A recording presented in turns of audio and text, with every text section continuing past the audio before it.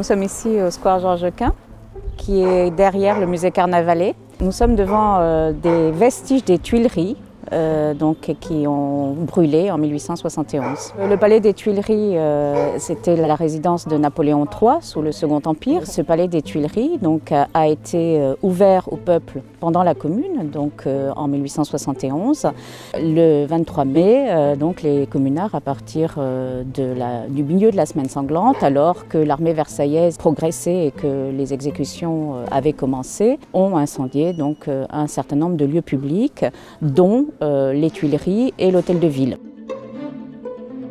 Finalement, on est à côté de ces vestiges des Tuileries. Or, ce sont quand même des vestiges qui rappellent une période qui s'est terminée de façon tragique. Il y a une espèce d'incongruité finalement entre le calme et l'aspect paisible de ce jardin et ces ruines qui sont là et qui, quand on le sait, évoquent cette fin tragique.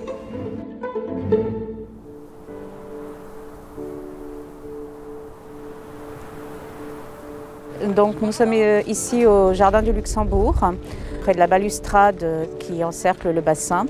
Et là, des centaines de communards ont été exécutés après être passés en cour martiale qui siégeait au Palais du Luxembourg. Tout ceci se passe pendant la Semaine sanglante et on envoyait ces groupes de communards et de communardes qui étaient condamnés à mort, on les envoyait au Jardin du Luxembourg, on les fusillait notamment le long de ce mur. On voit la pierre qui a subi une érosion, mais très probablement aussi il y a des marques de balles, puisque ces communards étaient fusillés en groupe, à la mitrailleuse.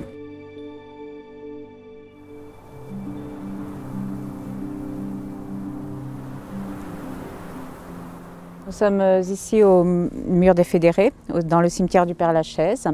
Le cimetière du Père-Lachaise renvoie à la Semaine sanglante, puisque à la fin du mois de mai, alors que l'armée versaillaise progressait dans Paris, une partie des derniers insurgés s'était réfugiée dans le cimetière du Père-Lachaise. Le 27 mai, l'armée versaillaise a investi aussi le Père-Lachaise. Des combats ont eu lieu dans les tombes.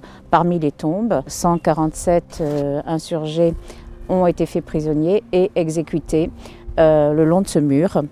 Le fameux mur des Fédérés, qui renvoie à l'exécution de ces 147 insurgés, mais pas seulement, puisque dans les jours qui ont suivi, on a mis aussi un certain nombre de corps de fédérés qui avaient été exécutés et fusillés aux alentours et qui ont été jetés dans la fosse qui était au pied de ce mur. Et ce mur est devenu un lieu de mémoire, le lieu de mémoire de la Semaine sanglante et puis le lieu de mémoire de la Commune en général.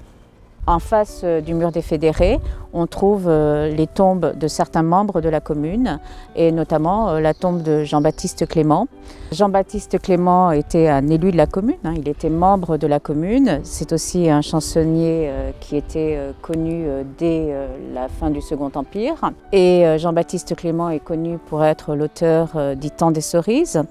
C'est une chanson d'amour qui date de 1867, mais dans les années 1880, en 1885, Jean-Baptiste Clément a dédié cette chanson à une ambulancière d'une barricade de la rue Fontaine-au-Roi. Cette dédicace à Louise est une façon de rendre hommage et de rappeler la Commune et la Semaine sanglante. Alors, le mur des Fédérés au Père-Lachaise est devenu le lieu de mémoire de la Commune et la butte Montmartre, là où avait commencé l'insurrection le 18 mars, n'a pas été un lieu de mémoire de la Commune.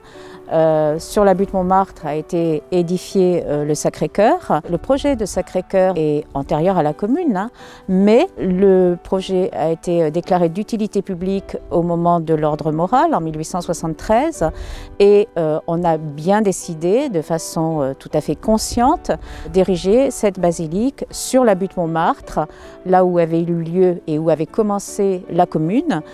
notamment pour effacer en partie les traces de la Commune. À l'origine, il s'agissait d'expier les crimes révolutionnaires et puis après 1871, il s'est agi véritablement d'expier, entre guillemets, les crimes de la Commune.